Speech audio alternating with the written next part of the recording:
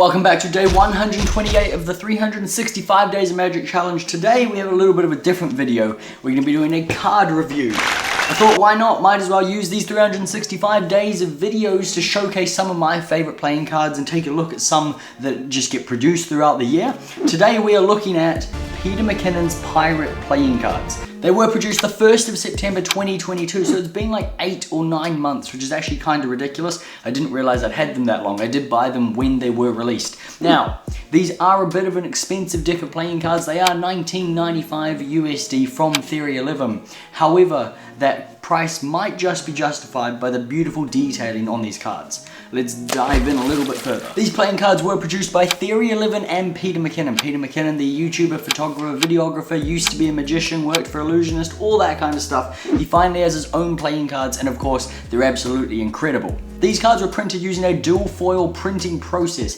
featuring both gold and gunmetal silver foil. So, they're absolutely ridiculously shiny. That foil does extend to the backs and the faces of the cards, so there was no skimping whatsoever wherever. Does that make sense?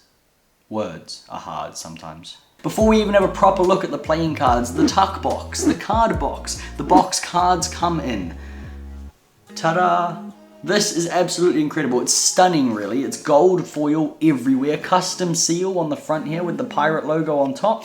And then you've got detailing all down the sides. These playing cards are called the Piracy playing cards, as stated and printed all over the face of the tuck box, as well as Peter Mckinnon's slogan, "Fly the flag" for his pirate brand. I think one of my favorite tiny details on the face of the box is actually the tiny white flag that's on the ship with the little pirate skull and crossbones on it. Honestly, I could probably stare at these playing cards for quite a long time and still be finding new details constantly. The detail and attention to detail, how many times can I say detail, is absolutely phenomenal. Incredible job. Now, as soon as you take the cards out of the box, you're greeted with gold. Gold, gold, gold, gold, gold. There's gold everywhere. There's also a bunch of silver foil as well laid across the faces and backs of the playing cards, as already stated. Repeating myself, woo! The backs of the playing cards are of course completely custom, featuring a one-way design that is like relatively subtle with just the skull and crossbones in the middle, and I only just noticed it. I didn't really pay any attention, and now I realize that they're a one-day design. So if you want to utilize that for Magic, you can of course, but it doesn't really detract from the design in any way. You know, some people just don't like one-way designs. They're beautiful. Now for the faces of the playing cards, featuring custom pips and indices. If you don't know what those are, by the way, a pip is like the club, and an indice is the little thing that sits up here in the corner telling you what the card is. In this case, the 6 of clubs. Custom fonts for both the writing and the suits. The court cards are all incredibly well designed with a lot of gold foil. However, in my opinion, they do all look quite similar. This makes it quite hard to tell the difference between some of the court cards at a glance. You definitely have to use the indice at the top corner there to tell the difference between the jacks, queens, and kings, in my opinion. They do all feature the name of the card in the middle of the design as well. However, that can be a little difficult to read just due to all the sheer amounts of gold filling up most of the space. This deck of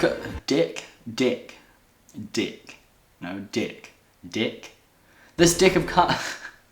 I don't know, I can't do it. Does it sound bad? This deck of cards does unfortunately not feature any gaff cards or duplicates that you might want to use in Magic. The 2 add cards in this case are both custom and they're both different, but they don't really add to the versatility that magicians might be looking for in a deck of cards. However, I do feel that this entire deck of cards is actually more of a collector's item, maybe display model, than to be used by the masses for Magic and cardistry. Although you can do so, and I have. Just with the sheer amount of detail and art, they do make an incredible collector's item. However, the Piracy playing cards do feature identical jokers with the "Fly the flag" slogan once again plastered across it, and they look incredibly beautiful.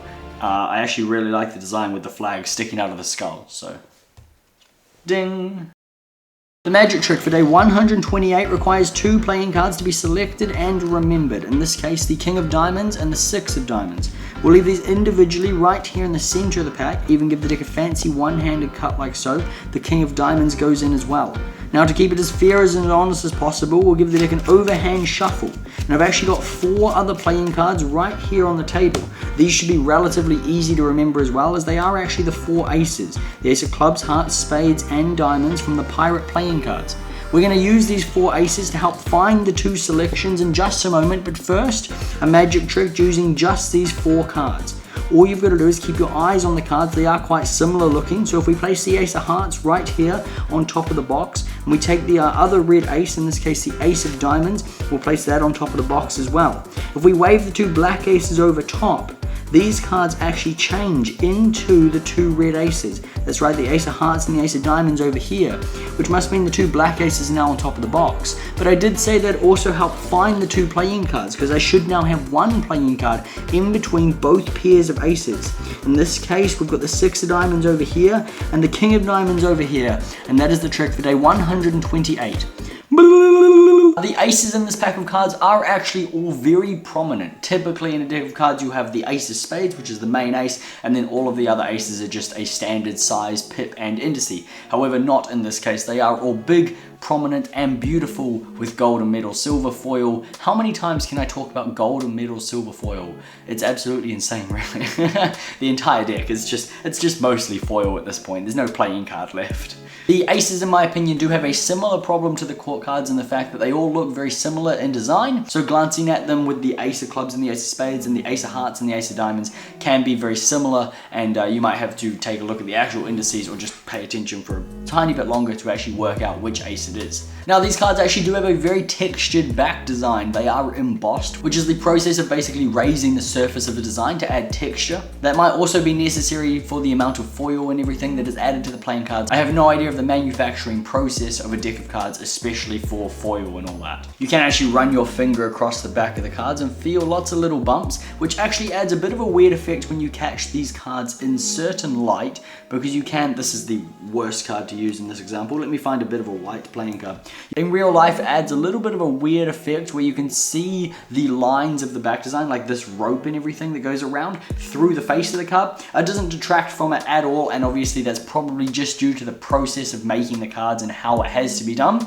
So no negatives there. And for anyone who's incredibly pedantic or actually cares about where playing cards are printed, I believe these cards were printed with Cardamundi, which I think is a little bit different, because I think normally Theory 11, how many times can I say I think? I think Theory 11 normally prints cards with USPCC, if I'm not mistaken, but in this case I do believe they're printed with Cardamundi, because when you first open the deck of cards, the inside pack of playing cards are also wrapped in cellophane, which is not a thing that I know USPCC does, but it is a thing that Cardamundi does with almost every deck of cards, unfortunately. I don't know why they do it. Just stop with all the cellophane. I don't need it. Anyway, the stock of the cards does feel wonderful regardless, and I have no complaints. So Cardamundi or USPCC, they're still usable playing cards.